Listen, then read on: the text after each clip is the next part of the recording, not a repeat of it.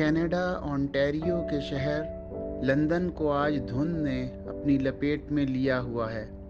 شدید دھند ہے اور اس ڈینس فاگ میں انوائرمنٹ کینیڈا اور اونٹاریو گورنمنٹ نے وارننگ جاری کی ہے۔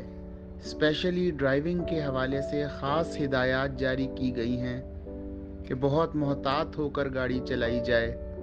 سامنے کی گاڑیوں کی بیک لائٹس پر نظر رکھیں، سپیڈ سلو رکھی جائے تاکہ فوری بریک لگانی پڑے تو مشکل نہ ہو۔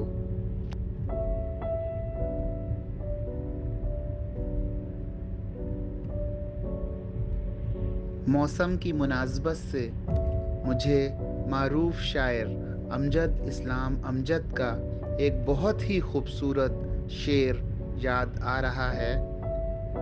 مانا نظر کے سامنے ہے بے شمار دھند، مانا نظر کے سامنے ہے بے شمار دھند، ہے دیکھنا کہ دھند کے اس پار کون ہے، ہے دیکھنا کہ دھند کے اس پار کون ہے۔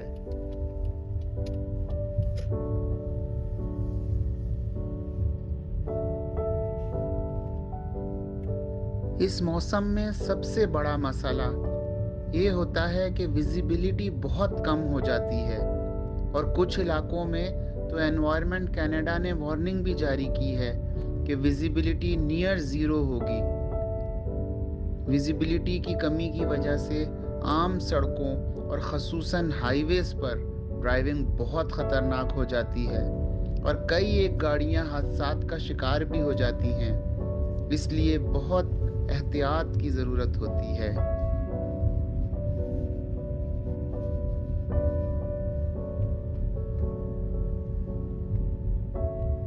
یہ منظر بہت حسین ہے، اور شاید اسی طرح کے کسی منظر کے حسن میں کھو کر ہم سب کے پسندیدہ شاعر جان ایلیا نے نظم اجنبی شام لکھی تھی۔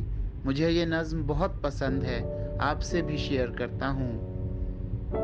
دھند چھائی ہوئی ہے جھیلوں پر، دھند چھائی ہوئی ہے جھیلوں پر، اڑ رہے ہیں پرند ٹیلوں پر، سب کا رخ ہے نشیمنوں کی طرف، بستیوں کی طرف، بنوں کی طرف، اپنے گلوں کو لے کے چرواہے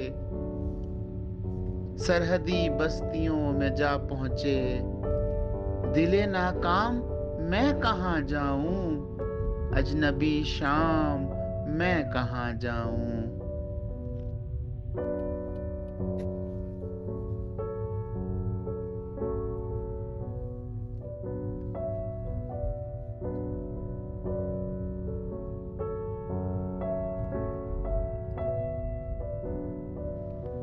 خدا کرے کہ یہ دھند صرف میدانوں، پہاڑوں اور علاقوں تک ہی محدود رہے، ہماری بصارتوں، سماعتوں اور جذبات کو اپنی لپیٹ میں نہ لے لے، اور یہ جو بے حسی، خود غرضی اور انا کی دھند جس نے تمام منظر دھندلا دیے ہیں، اس دھند سے نکلنے کے لیے ہم سب کو مل کر کام کرنے کی ضرورت ہے۔